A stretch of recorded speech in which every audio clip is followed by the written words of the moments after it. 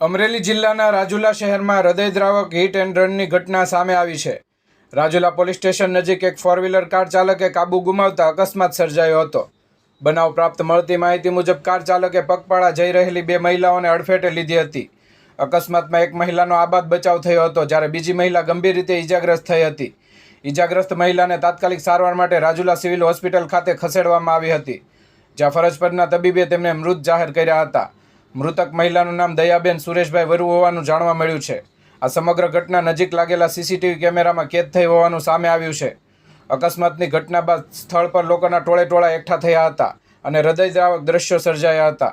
આ ઘટના અંગે રાજુલા પોલીસ દ્વારા તપાસ શરૂ કરવામાં આવી છે અને ફોર વ્હીલર કાર ચાલકને પકડી પાડવા માટે તજવીજ હાથ ધરવામાં આવી છે।